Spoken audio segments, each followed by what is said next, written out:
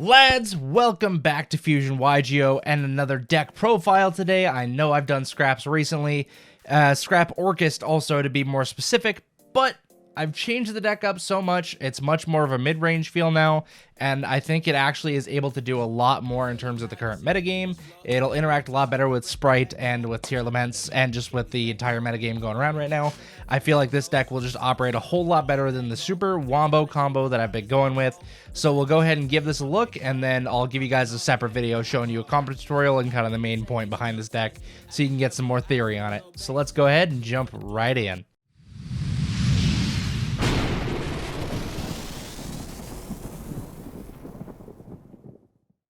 And as I'm going over these cards, guys, if you find yourself enjoying this deck profile or you find it helpful, don't forget to hit that like and subscribe button down below to let us know that you like it, and then we can do more in the future. Alright, so let's go ahead and hop in directly into the main deck. I fixed up a lot of ratios here and made this deck a lot more consistent.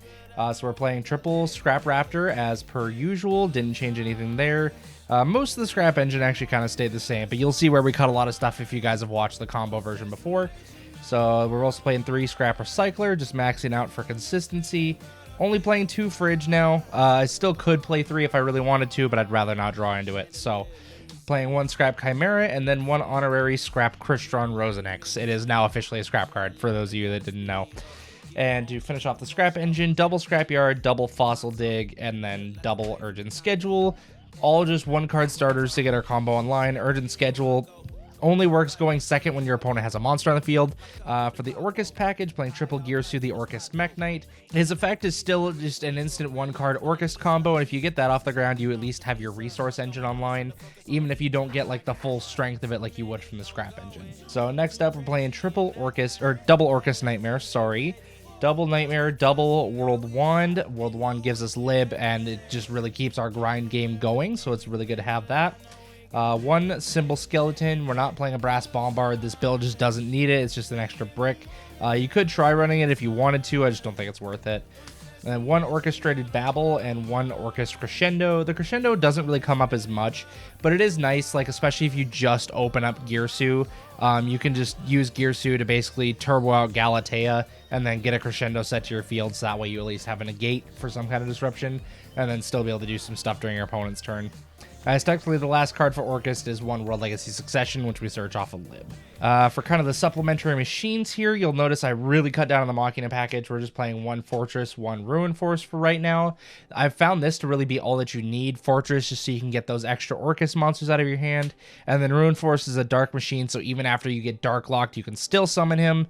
And it just helps you close out games really, really quickly. And you can link spam with him too, because you can just keep reviving him over and over, so... 2 Jizakuru, the Star Destroying Kaiju. It's a Kaiju that will allow us to have more fodder for Ruin Force, as I've mentioned previously. And then also 2 Heavy Freight Train Daracrane. Depending on your playstyle, you could actually adjust these ratios however you like. I like having it 2 and 2, but you could definitely play 3 and 1 or 3 and 1, however you want to do it. The Daracrane's good for chain blocking the Scrap Recycler to help it go off and also guarantee an extra body so you can get that Wyvern. Jizakuru, obviously, I mean, it's a Kaiju, just getting rid of your opponent's nasty monsters. So if you find that you need Kaijus more, you can run those at 3 and cut the Daracrane down to 1, or if you find that you run into hand traps more, you can always do it with their Daracrane instead. And then last up here, we have a Monster Reborn. And then now onto our board breakers, we have 3 Triple Tactics talents. Honestly, this is like super good, this format, even if you're not running into a lot of monster hand traps, which there are quite a bit running around right now. I've noticed Valor and DD Crow have definitely been really popular ones.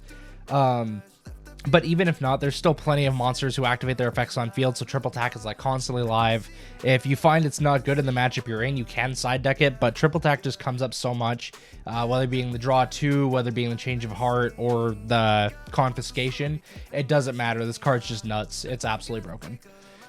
Then for more of our board breakers, we have triple Dark Ruler No More. Just so many boards that you just want to negate and be able to get over. This is also kind of a blind going second deck. It can still operate pretty well going first, but going second is definitely optimal. And then to finish up, triple Evenly Matched here. I mean, the Dark Ruler Evenly combo, there's just very few decks that can play through and survive that. I know Tier Laments definitely can, sometimes Sprite can as well, but it's very hard. Now onto the extra deck. So playing double Scrap Wyvern still, haven't changed that a bit here. Also running double Galatea now that we're kind of focusing more on the grind set game. This will just help us recur a lot of stuff, and then you don't feel as bad for banishing things off of Ruin Force now, because you have this to just recycle them all. One Lib, so we can get our World Legacy Succession, also be able to shuffle away a card on the field. IP Masquerena actually combos really, really well with Lib, being able to, on your opponent's turn, if you go first, use IP with Lib to climb into a Link 4, and then shuffle a card away with Lib during their turn, and then your Link 4 can't be destroyed by card effects, which is really, really good. You can technically do Link 3s as well, but we don't really have any in this deck. One Long Girsu just helps us get rid of more problem cards. Really, the more removal, the better. This deck is just going to be really good at out-advantaging our opponent, and that's kind of what I'm trying to do here. One Curious, because this actually works really, really well with the Orcust engine. Even if you don't use this to dump an Orcust monster, you can definitely use it for cards I have in the side deck, which we'll get into later. Curious, just absolutely insane, especially this format, though, so... We're running one Saryuja Skull-Dread here just to help get monsters out of the hand, and if we need to fix up our hand a little bit as well, if we go into the 4 material version to get the draw effect. One Apollosa just to have negates, never wrong to have her at all. One Access Code Talker to help with the OTKs. One Underworld Goddess to be like an extra deck kaiju. This is partially why I only run the 2 Jizukiru. Sometimes you need to get one of them off right away, but you can always, if you can Link climb high enough, you can get to the Underworld Goddess. And then for our Exceed monsters, we are running 2 Dingirsu. Once again, just for the grind match, 2 Dingirsu, 2 Galatea, and a Long Girsu I think is plenty fine. It'll let you grind long enough, and it's just there in case your opponent is smart enough to like DD Crow, like say your Dingirsu or a Galatea. This way you know you have a backup one. And then lastly here is a number 41 Baguska, the Terribly Tired Taper. I do plan on swapping out one of these guys. I haven't decided what I'm going to cut yet, but I do want to throw a Zeus in this deck. So honestly, Baguska might take the dump. The only reason I have him in here is if I open up like Scrap Raptor, and I know that Baguska will just end my opponent's turn, like they won't be able to play through it, then I'll just search Chimera and overlay for Baguska. That's basically my plans. You can make Baguska under Nibiru with Scrap combo. So that's the only reason I'm running it in here. But I might change it out, or I might change something else out to be able to throw in a Zeus once I get one. So, alright, and now for the side deck here. We're running 1 Machina Citadel and 1 Jizukiru.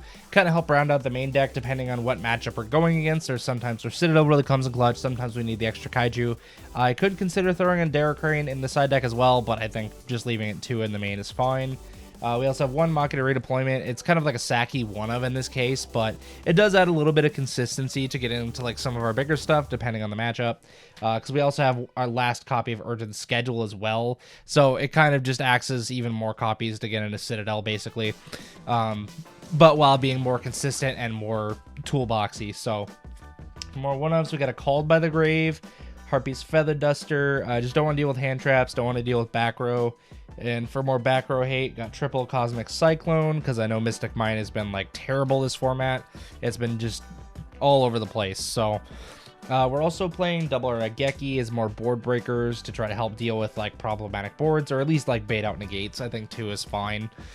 Then last up here, we're actually running triple Anti-Spell Fragrance with a Nightmare Griffin. I like using the Curious to be able to dump Anti-Spell if I don't draw it, and then just be able to link that into a Nightmare Griffin. So you're actually getting a double Floodgate out of it, because you can add back or like reset the Anti-Spell. If your Nightmare Griffin is co-linked, which it probably won't in this version of the deck, you get to draw a card off of that as well. But you get anti-spell, so then your opponent can't activate spell cards without having to set them first. As technically neither of you can, but you'll already have a turn ahead of them. And then Nightmare Griffin, unless if special summon monsters are not linked, they can't activate their effects. So it's just like double Floodgate, and usually that's GG's. But I leave it in the side deck so that I know what matchup I'm going against first.